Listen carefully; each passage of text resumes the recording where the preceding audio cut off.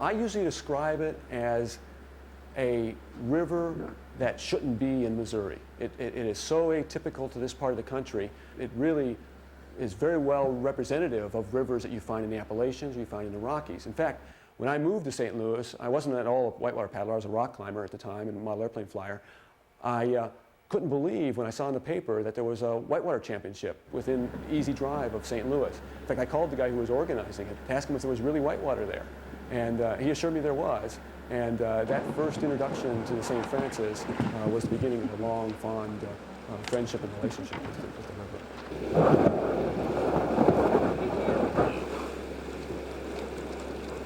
I think it's one of the best spots in Missouri, and it's really unique. The unique thing about the St. Francis is that it not only is beautiful to look at, but it's a large enough river where it offers whitewater paddling for several months of the year.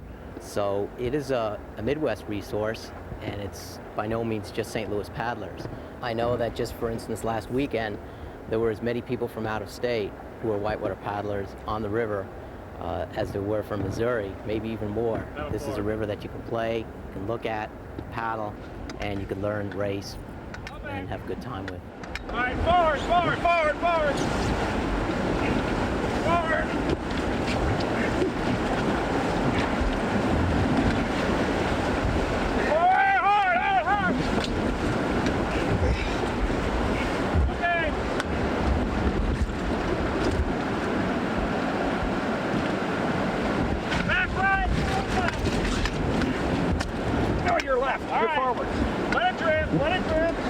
Remember where you're at. You sit back. Up forward!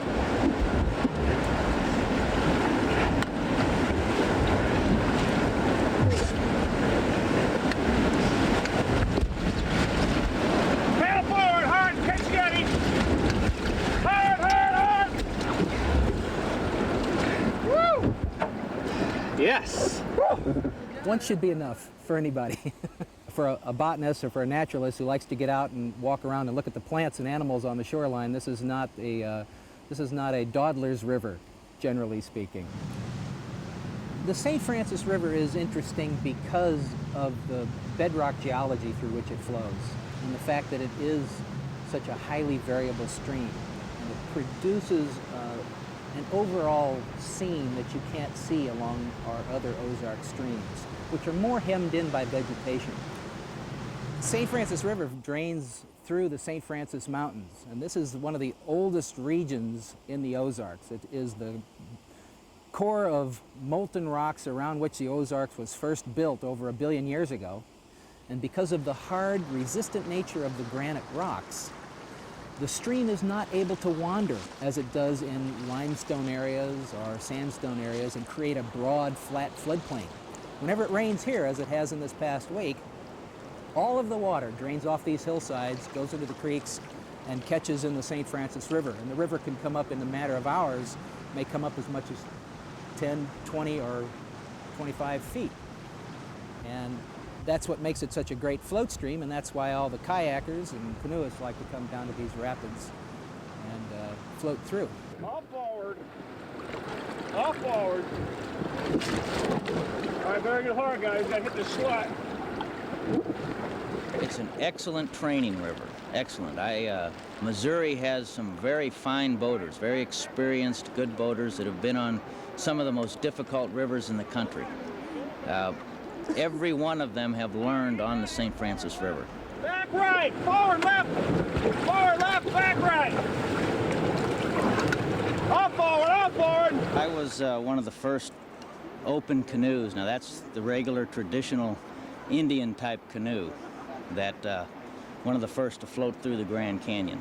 The Park Service said it couldn't be done, and we proved them wrong. And we went through some of the biggest rapids in the country in open canoes, and we negotiated them successfully. You have to be a fairly proficient paddler to paddle this river successfully. And you have to like water, because you will be upside down an awful lot. I like to hang on the left side when somebody's over.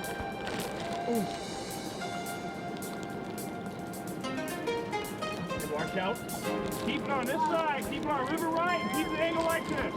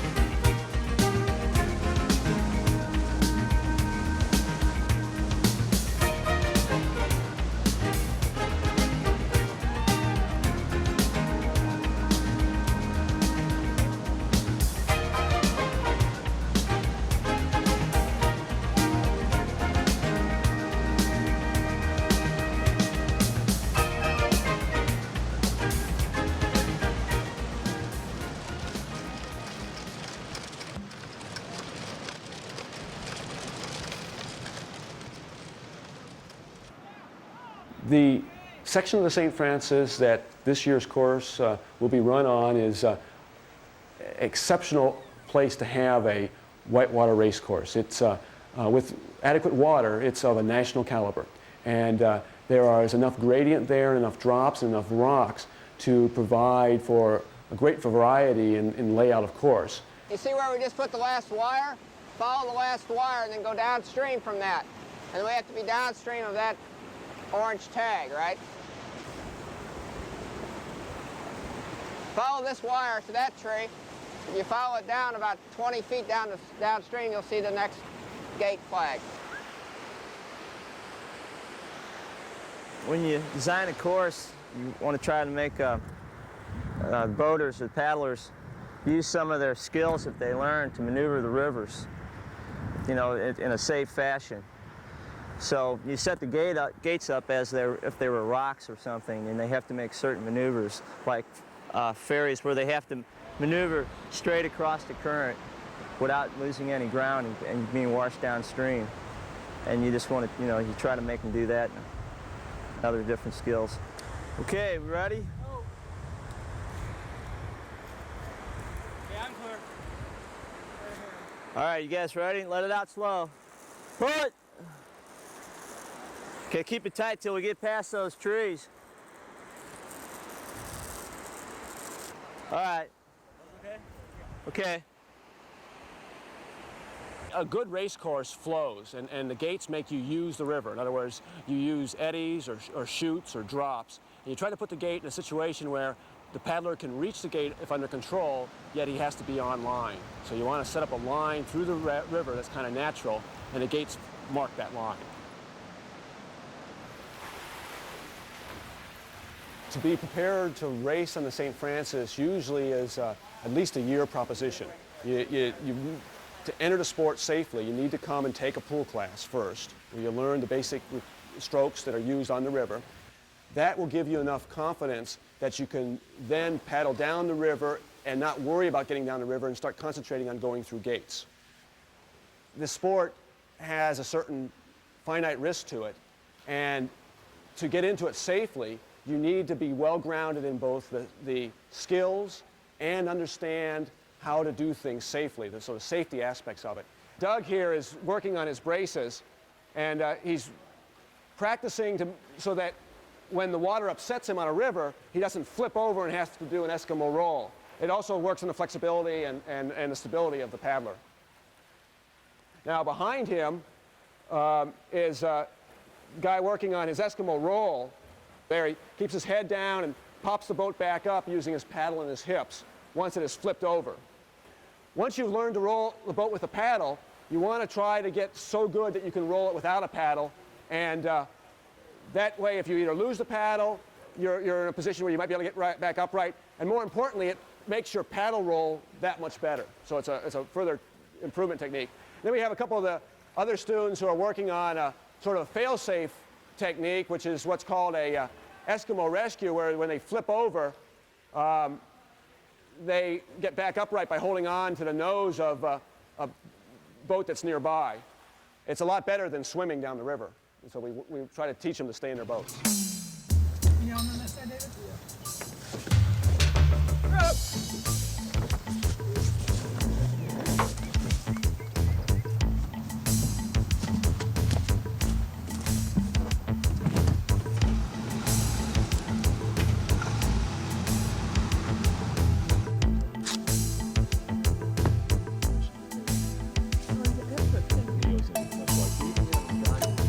Of course, the two-hole boats. That way it won't get away.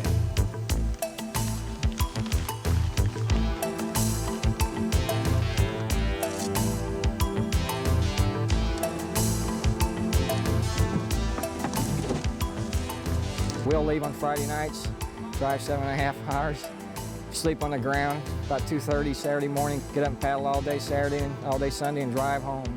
Get up and go to work on Monday. We have been known to take 2-day weekends, have a 12-hour drive each way, to take 2 days of boating, leave after work Friday and get back in time for work Monday.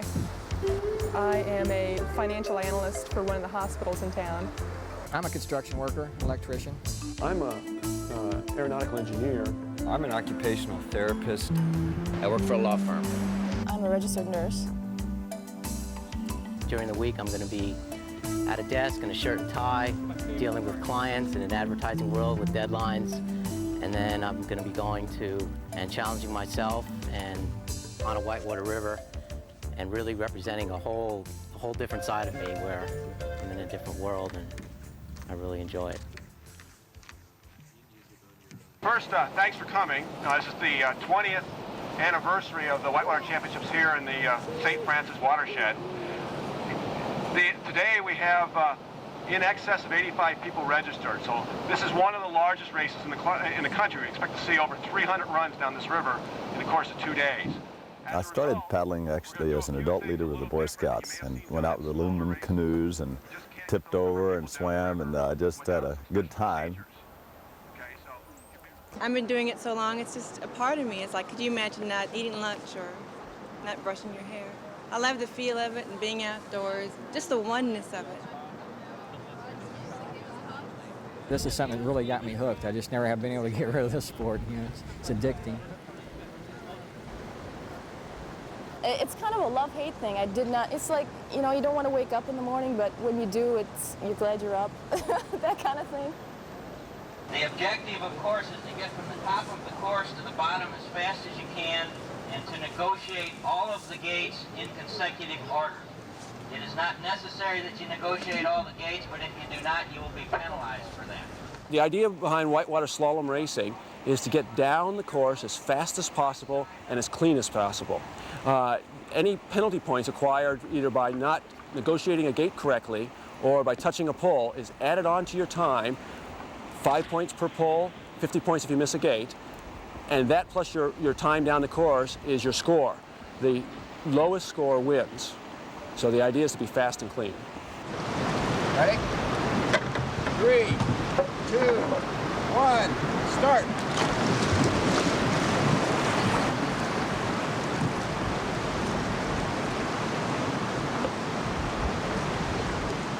The only thing the judges are looking for, they are looking to make sure that the paddler negotiates the gate in the correct direction and does not touch either pole. So they're counting pole touches and making sure the paddler goes through the course, negotiating the gates in the correct direction and order. Ready? Yeah. 3, 2, 1, start.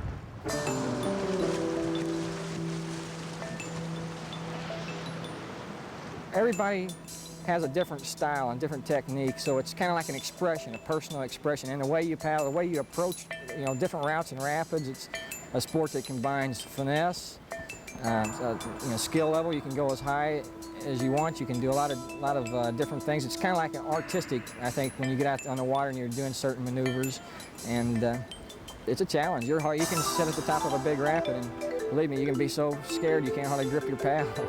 And when you make it through it, it's a good sense, good feeling.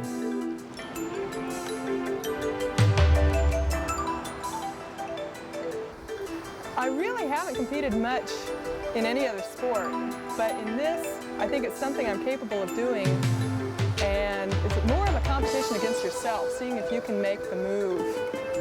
And if you happen to make a move better than someone else, that's great.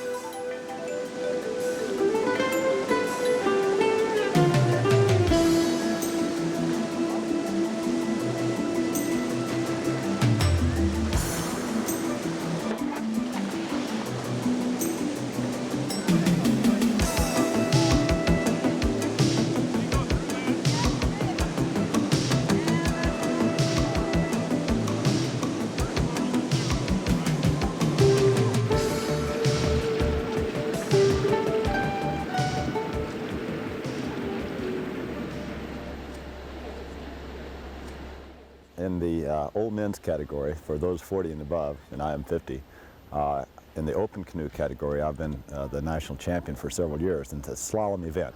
In the two-person event, again, the masters age group, I've been in the top for several years. In the decked canoe slalom, both tandem with a partner and by myself, I've been in the top 3 for maybe the last 4 or 5 years. So I think that I've outlasted a lot of our friends, but I really didn't think about winning as being all important. I really tried to go out there and just do the best I can against my own time. And I just try to use all my power and skill and go as fast and cleanly through the course as I can. I've been coming here for about four years now and paddled western water and eastern water and southeastern water. And here in Missouri, this is actually a beautiful section of water right here on the St. Francis. Yesterday evening, a friend and I were walking up and down the river bank here, the escarpments of the granite and the way the trees, it's just a beautiful, beautiful place to be. It's such an unspoiled corridor in amongst the fairly urban location. So if you're down in that riverbed and with the rocks and with the water, you can think that you're out in Wyoming or Montana or Colorado, someplace like that. And so, in a sense, it's just sort of a little bit of escapism, I'm sure, too.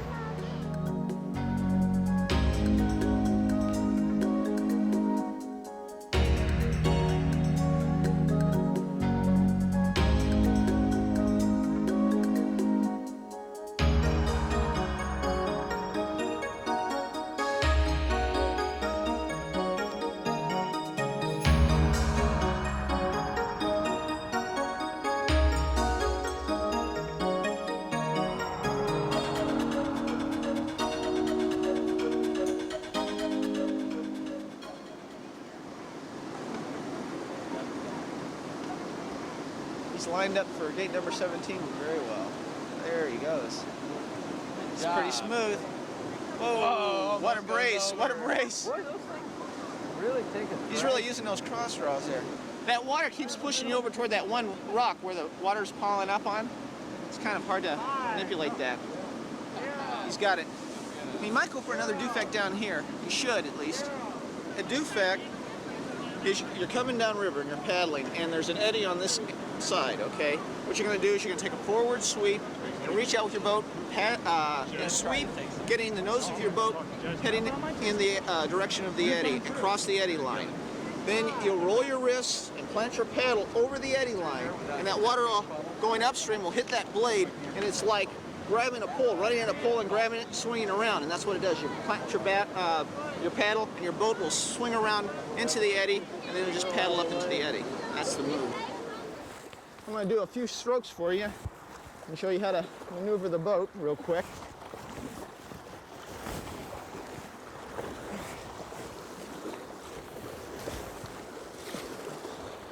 Right here, I'm in another eddy, as you notice. The water is going downstream here and downstream over here. Right here is the eddy line on both sides of me, and the water's going upstream. Notice how I don't even have to paddle, and I'll start going upstream. I'm going to do a ferry now. I peel out of the water like this, kind of lean down river, always lean down river. Ferrying across like so. Ferry up a little farther. I'm going to catch that eddy that we were previously in.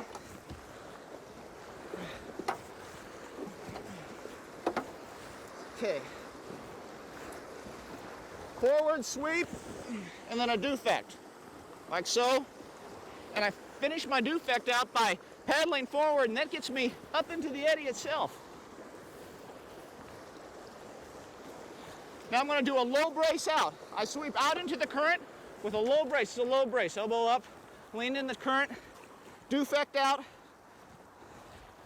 another forward sweep, a defect, into another eddy. That's all there is to it.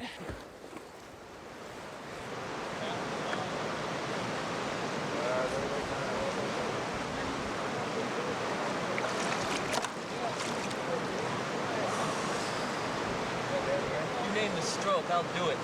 Textbook style.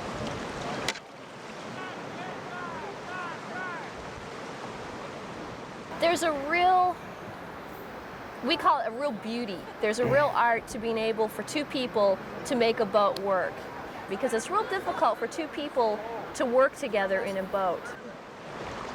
3, 2, 1, start. There aren't a lot of tandem teams that stay together very long.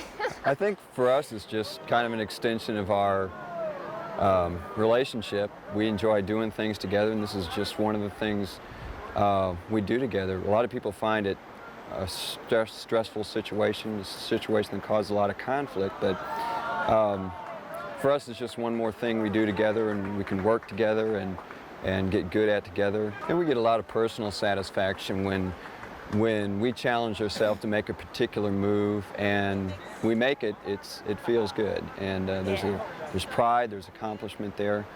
And if we mess it up, we realize there's things we need to go back and fine tune on. 3, 2, 1, start.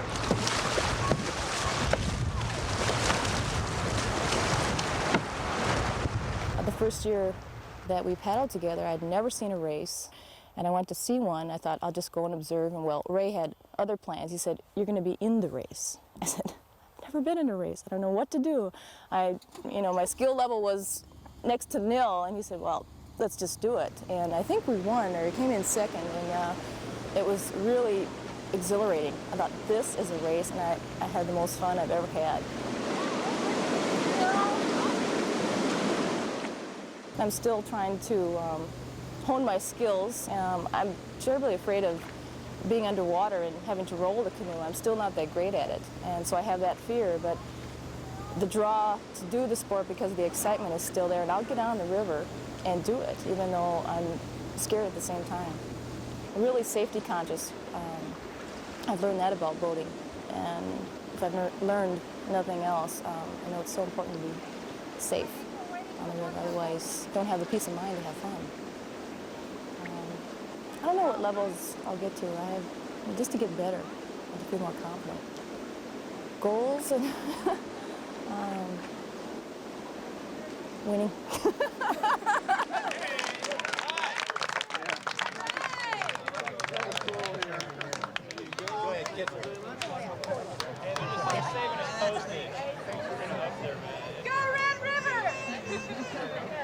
Second place, Teresa Lackey and Dave Lackey.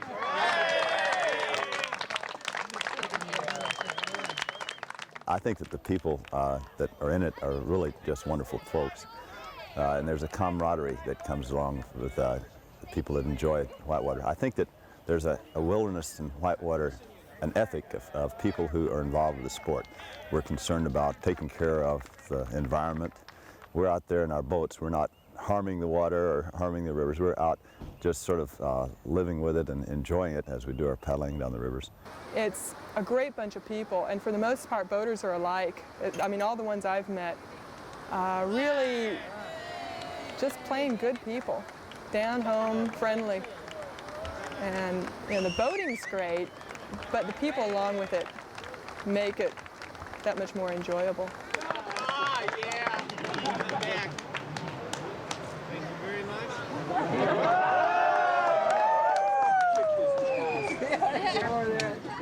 They're all going to be outdoors people, and they're probably going to have some sort of feeling that at the same time they're going outdoors that they want to engage in an assumed risk sport, and American freedom should be the right to be able to endanger one's rear end if need be.